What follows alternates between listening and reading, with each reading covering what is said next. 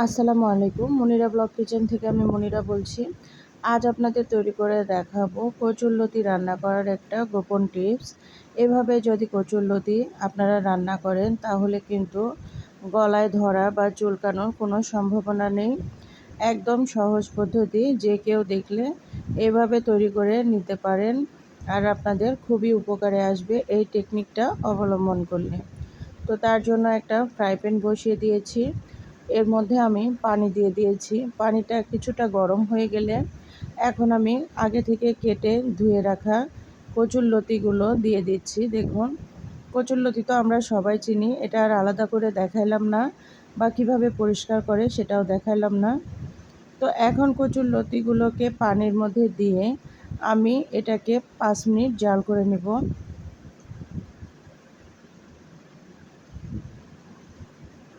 এই যে 5 মিনিট পরে ফিরে আসলাম, দেখুন সুন্দর মতো বলক চলে এসেছে। এখন কচুরলতিগুলোকে নেড়ে চেড়ে এগুলোকে উঠিয়ে নিতে হবে পানি ঝরিয়ে। এভাবে যদি ভাপায়ে নেন তাহলে কিন্তু কচুরলতি রান্না করার সময় একটুও গলায় ধরবে না খাওয়ার সময়। তো এই পদ্ধতিটা আপনারা অবলম্বন করতে পারেন। তো এখন ফ্রাই প্যানের মধ্যে আমি তেল দিয়ে নিয়েছি আর এখানে পেঁয়াজ, রসুন আর কাঁচামরিচ দিয়েছি। দেখতেই পাচ্ছেন আমার কি পরিমাণে এখানে আমি ব্যবহার করেছি পেঁয়াজ, রসুন, কাঁচামরিচটা।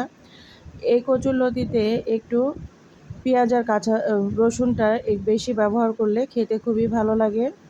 তো আপনারা আপনাদের টেস্ট বুঝে এখানে পেঁয়াজ, রসুন ব্যবহার করতে পারেন, তবে একটু বেশি দেওয়ার চেষ্টা করবেন, খেতে খুবই ভালো লাগবে। তো এই তো পেঁয়াজ, রসুন আর কাঁচামরিচটাকে আমি লাল লাল করে ফ্রাই করে নিব। এখানে আমি কচুরলতিটা চিংড়ি মাছ দিয়ে আজকে রান্না করব, যার জন্য এখানে কয়েকটা চিংড়ি মাছ দিয়ে দিলাম। এটা মাঝারি সাইজের চিংড়ি মাছ ছিল, তো চিংড়ি মাছগুলো দিয়ে দিয়েছি তেলের মধ্যে।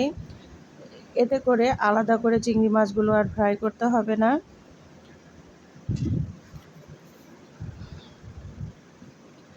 তো এই তো এখন এগুলোকে নেড়েচেড়ে দিয়েছি।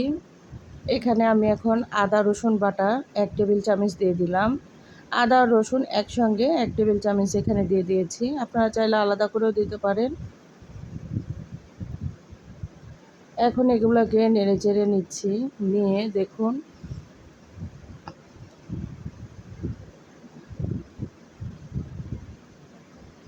এখন আমি এখানে পানি দিয়ে নিব। সামান্য একটু পানি দিয়ে নিতে হবে মশলাটাকে কষানোর জন্য। তো এখন এখানে লবণ দিয়ে দিলাম 1 চামচ, হলুদের গুঁড়া দিয়ে দিলাম 1 চামচ, ধনিয়ার গুঁড়া দিয়ে দিলাম 1 চামচ, জিরার গুঁড়া দিয়ে দিব 1 চামচ, আর মরিচের গুঁড়া 1 চামচ পরিমাণ দিয়ে দিয়েছি।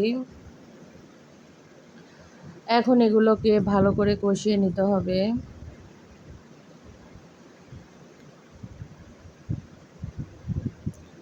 আদা রসুনটা এখানে দেওয়ার চেষ্টা করবেন, এতে করে খুবই ভালো একটা টেস্ট আসবে।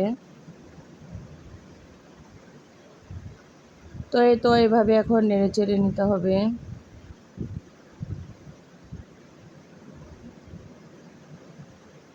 মশলাটাকে খুব ভালোভাবে কষিয়ে নিতে হবে। মশলা থেকে যখন এভাবে তেল ছেড়ে আসবে তখন বুঝতে পারবেন যে মশলাটা কষানো হয়ে গিয়েছে। সেই পর্যায়ে এখানে আগে থেকে ভাপিয়ে রাখা কচুরলতিগুলো দিয়ে দিব। এই কচুরলতিটা এইভাবে যদি আপনারা রান্না করে খেতে পারেন আপনাদের কাছে কিন্তু খুবই ভালো লাগবে।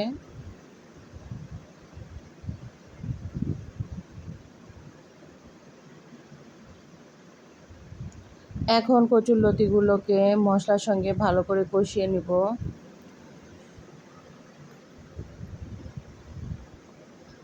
কচুরলতি অনেকে অনেকভাবে রান্না করে থাকে, তবে এই প্রসেসে একবার রান্না করে খেয়ে দেখবেন। এই তো আমি এখন কচুরলতিগুলোকে কষানোর জন্য 5 মিনিট সময় ধরে জাল করে নেওয়ার জন্য ঢাকনা দিয়ে ঢেকে রেখে দিয়েছিলাম। এখন ঢাকনা উঠিয়ে দেখুন কচুরলতিগুলোকে আবারও একটু কিছু সময় কষিয়ে নিব।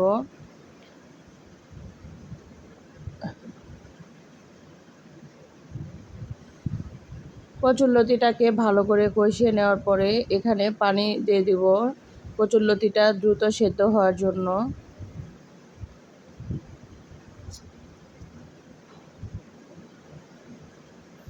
এখানে খুব বেশি পানি দেওয়ার প্রয়োজন নেই।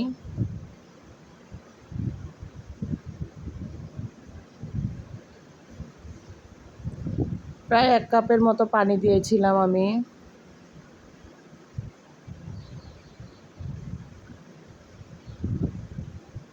এখানে গরম পানি ব্যবহার করবেন অবশ্যই, এতে করে কচুরলতিটা ভালোভাবে সেদ্ধ হবে, কাঁচা ভাব থাকবে না। ঠান্ডা পানি দিলে কিন্তু ভালোভাবে সেদ্ধ হবে না।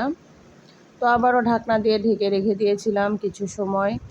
এখন ঢাকনা উঠিয়ে আবারও নেড়েচেড়ে দিব। এতে করে মশলাগুলো ঠিকমতো কচুরলতির মধ্যে প্রবেশ করবে।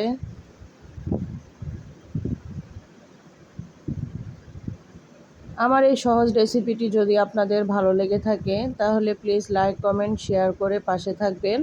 আর কেমন হয়েছে আমার এই রেসিপিটি অবশ্যই কমেন্ট করে জানাতে ভুলবেন না। আবারও ঢাকনা দিয়ে ঢেকে কিছু সময় জাল করে নিব একদম লো হিটে।